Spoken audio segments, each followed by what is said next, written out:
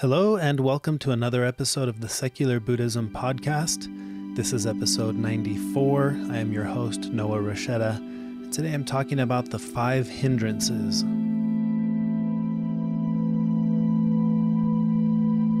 Keep in mind you don't need to use what you learned from Buddhism to be a Buddhist. You can use what you learned to be a better whatever you already are. A quick note I wanted to talk about before jumping into this week's podcast episode. In the past, I've been working with other partners to try to develop content or curriculum that ties in the concepts of mindfulness with another specific topic. And what I have in mind at some point is to have a series of workshops, a general mindfulness 101 workshop, which I'm working on now. And when it's available, it'll be out there available for free to anyone. And then a series of more specialized workshops, mindful parenting, mindfulness with relationships, mindful eating. And one of those projects that I've been working on is now complete. The mindful eating workshop that I did with my friend Paige Smathers. We've done a couple workshops now in the past couple of years that have been very successful. Well, we finally took that format and made it an online version.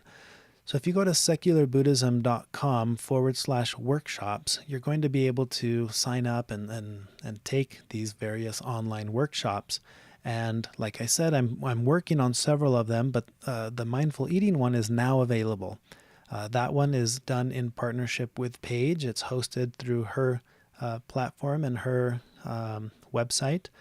And I have a discount code to for podcast listeners who may be interested in listening or attending that online workshop. The code is Secular Buddhism, all one word. So if you enter that and you want to take that course online, make sure you use the discount so you can save a little. So that's available now, and you can stay tuned for future workshops that will be coming out, also hosted on secularbuddhism.com/workshops. And now let's jump into the topic for this week. It's believed that the Buddha taught that there were 5 hindrances or obstacles to realizing enlightenment. And these obstacles are commonly referred to in Buddhist teachings as the 5 hindrances. That's what I want to talk about today. So the 5 hindrances are desire, aversion, disinterest, agitation, and indecision. These are mental states, and they're considered to be obstacles because they keep us from being mindful. In a way, it's like they blind us by keeping us totally focused on them and prevent us from seeing things through a more skillful lens. Anger or aversion, for example, can often blind us from seeing the bigger picture and from understanding what's really going on in a situation. So I'll go through each one of these one at a time. But first, I want to emphasize that the key is to understand that you can't just wish these things away. Instead, you spend time understanding them, learning to work with them, practicing with them, and rather than trying to push these things away, we just allow them to naturally come and go without encouraging them to stay. We don't want to repress or condemn these mental states when we experience them.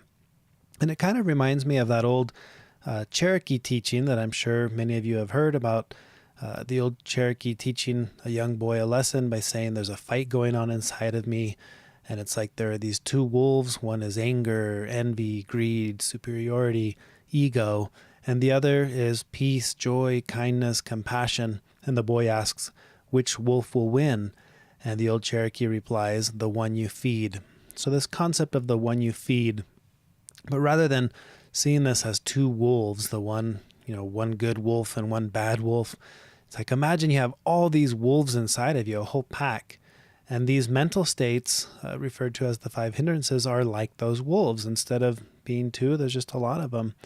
And but similarly, the one that you feed and care for the most, that you tend to the most, that's the one that ends up being the strongest. So keep that in mind as you listen to these 5 hindrances, and then take into account the irony in all of this. The irony is that these are mental states that you create for yourself, but until you can perceive that, These are mental states that are going to be problematic. So in order to work with or practice with these 5 hindrances, you need to recognize when they arise. You acknowledge that you're experiencing this mental state, and then you can understand that you and you alone are the one that makes this feel so real.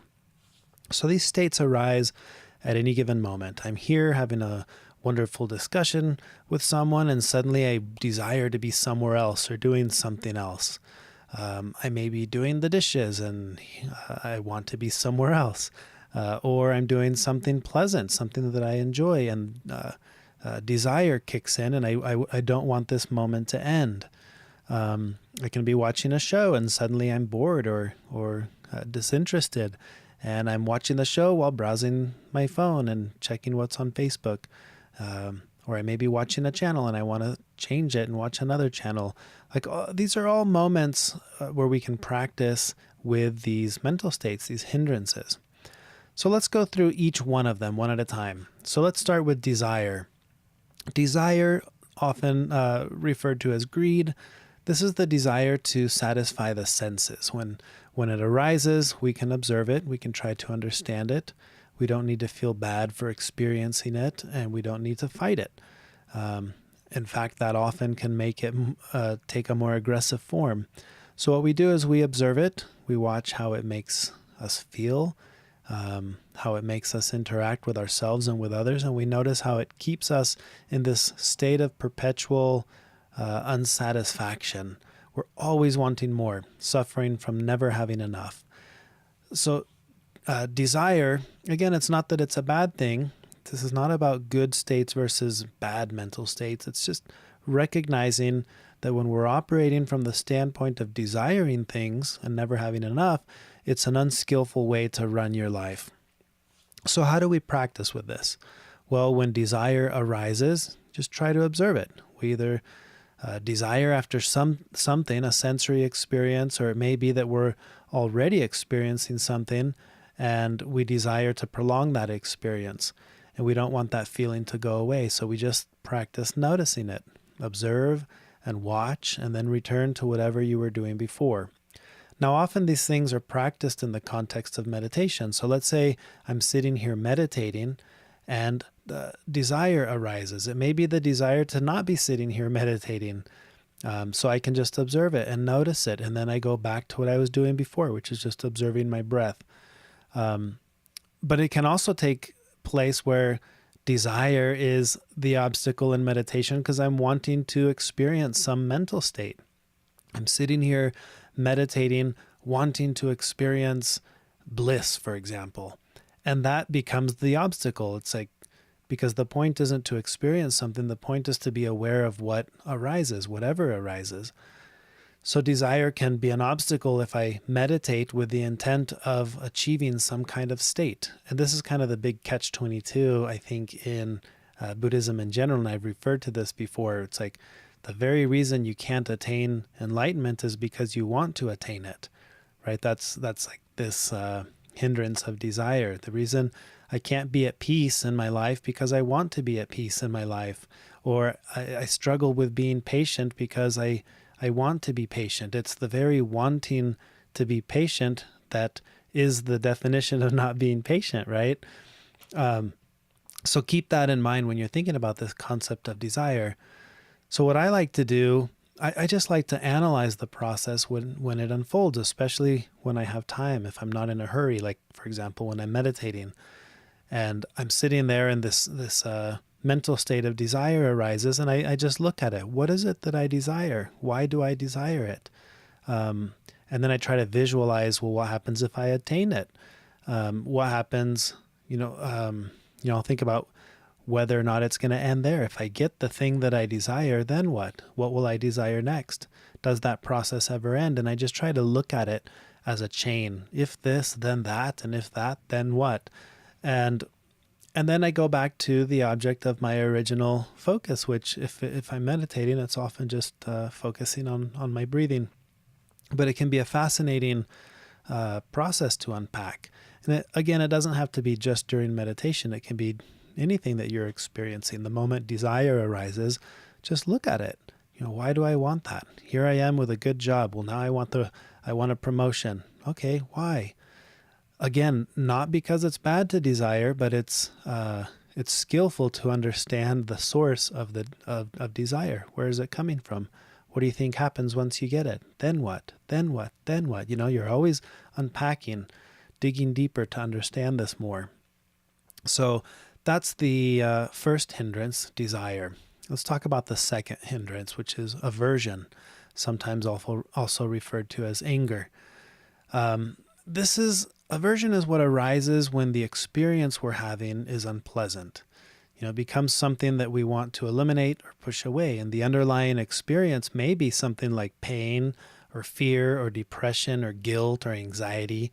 And what arises with that experience is the aversion to how we feel or to what we're experiencing. So we find ourselves in a position of resisting and pushing away. And the practice here, again, like the first one, is to simply observe. Watch the arising of the aversion and notice what may be the underlying experience that gave rise to the aversion in the first place. So observe this and let the process unfold. Watch it arise and eventually fade, and then return to what you were doing before. Now, I experience aversion, as I'm sure many of you do, all the time. I may be experiencing it when I'm washing the dishes. I've mentioned this before. That's a time that I try to practice mindfulness. And as soon as I start doing the dishes, the aversion arises, and I don't want to be there doing the dishes. And rather than practicing, I'm going to do this until I finally want to do the dishes, no. Every time that I do the dishes, I don't want to be doing the dishes, and I notice that aversion. Where does it come from? I try to understand it. Where did this aversion start? What is it that I'm really trying to push away? Is it the sensation of my hands being wet? Is it the soap on my hands? Is it that I'm standing here and not standing there? Is it that I'm doing this and I'm not doing that? And, the more time I spend unpacking and understanding my aversion to doing the dishes, the more I get to know myself. That's it. At the end of the day, I'm still there doing the dishes. But you can do this again with whatever you're experiencing. As soon as the experience of aversion arises, the mental state of aversion, notice it and observe it. So that's the second one. Let's talk about the third one, disinterest, sometimes referred to as apathy. In some schools of Buddhism, this is talked about as boredom or laziness. And I'm cautious to use those words because what we're referring to here is a mental state, not the physical state. So while laziness or drowsiness may have more to do with your physical experiences, this hindrance we're talking about is referring to what takes place in the mind when we experience apathy or disinterest. And it's important to note that disinterest is kind of like the mind's way of dealing with something that you don't want to deal with. Similar to aversion, the mind doesn't want to deal with some things. So it just seems to turn off and become disinterested. It becomes apathetic. It's kind of like with boredom. And I see this a lot for example, in relationships. Rather than dealing with the discomfort of addressing a certain issue, it may seem easier to just become apathetic or disinterested and not even have to go there about certain topics or certain issues. So this is a tough hindrance to deal with, but it's dealt with in the same way that we deal with the others, through mindfulness, through noticing and through observing. Noticing it when it arises, paying attention to it, not fighting it or resisting it, but just noticing. And the key here is to notice it right away, because when we become bored or disinterested in something, we move on. We distract ourselves. We don't even realize that we're not interested in that thing because we're not thinking about the thing. So you want to catch this early on when a specific topic or an experience arises and disinterest kicks in. You can mindfully ask yourself, why am I so disinterested in this right now? And then you pay attention to that and you notice what arises, what feelings you have associated to it, and you pay attention. Again, disinterest manifests as a hindrance to achieving a state of mindfulness because you can't be aware of something you're not paying attention to. So the fourth one is agitation. And again, this is a mental state. It's the mind that seems to not be able to settle down. And we may be replaying a memory over and over and over from the past, or it may be replaying some concern we have about the future. And again, we run it in our heads over and over and over. And it's like our minds just jump around constantly and don't want to settle anywhere. And the practice is to mindfully observe the experience. Notice how much agitation is present. Notice the desire to push it away, and watch it long enough, and you'll see that sometimes it can fade away and you can return to what you were doing before. Again, if you were sitting in meditation when this happens, you can just simply return to noticing your breath. And agitation, I think, manifests in our day-to-day living. If I'm trying to be more mindful in my day-to-day living, and this mental state of agitation arises, it becomes very difficult to be in the present moment or to notice anything meaningful in the present moment, because I'm not in the present moment. I'm in the past and I'm in the future, and my mind is jumping around. So when this arises in me, I try to notice it, and I say, how interesting, my mind seems very agitated. Could there be some underlying issue here? Is this a form of distraction from a deeper emotion, and the mind wants to stay agitated to not have to deal with that thing? Again, it's all through observation and mindful, non-judgmental observation of the experience that you're having, and that's how you practice with this. Again, with all these mental states, I can't express enough that we're not trying to change these states or trying to push them away or prevent them from arising. We're practicing with them. When they do arise, you just notice it. Wow, I'm feeling really agitated, or my mind is really agitated, or wow, my mind is really disinterested, or this desire is really strong, or oh, my aversion feels really strong. So that's what we're trying to do. And then the fifth one, indecision. I think this is kind of a fascinating one. This is a form of apprehension, could even be talked about as a form of confusion. And again, it's another mental state that is somewhat like a mental trick. I don't know what I want to do, so I'm just going to stop here, and I'm not going to make a decision about it. And in the Pali Canon, it gives an example of this, where someone is out walking in the desert on a path, and they come to a fork in the road, and then they're gripped by this indecision. Should I go this way or should I go that way? And because of the indecision, they don't progress forward. They just stay there at the fork in the road and never move. And I think we do this a lot in our lives. I think we experience this with practices like meditation. We're trying to become better at meditating. So we sit there, and as we sit there, it's like we have this mental conversation that's going on. Is this really helping me? Why am I sitting here?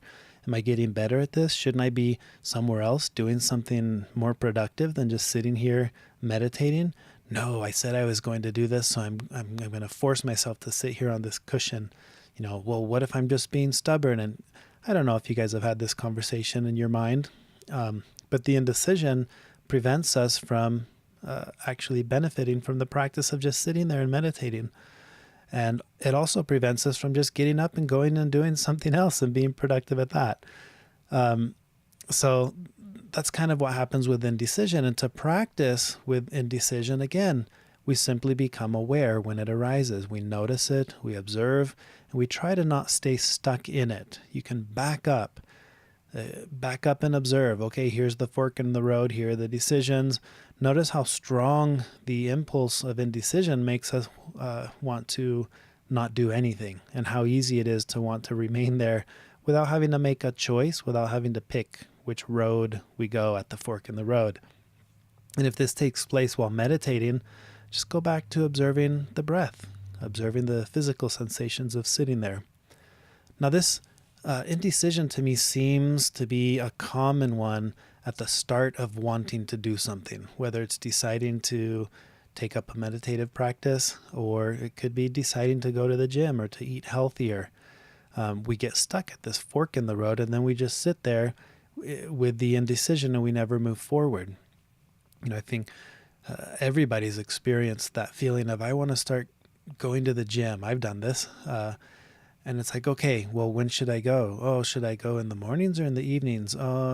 And every little fork in the road it becomes easier to sit with the indecision, and years go by and I never adopted that practice because I just remained with the indecision.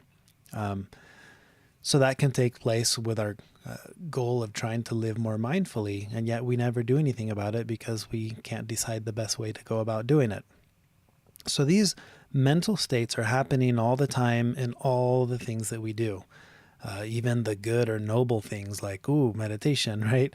We pick up this practice and then we experience something, something we like perhaps. And now every time we meditate, we have the desire to feel that thing that we felt that one time that we meditated, and their desire becomes the hindrance that prevents us from being mindful of whatever it is we're experiencing in the moment, because we're blinded by comparing what we're experiencing to what we desire to experience, or that we may have experienced one time when we meditated. And I think we do this in all things.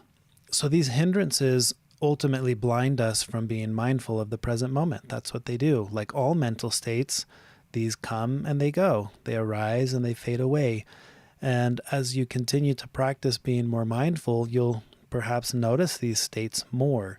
And the trick is to not become attached to them. Just see the mental state as it is, watch it arise, watch it eventually get replaced by another mental state.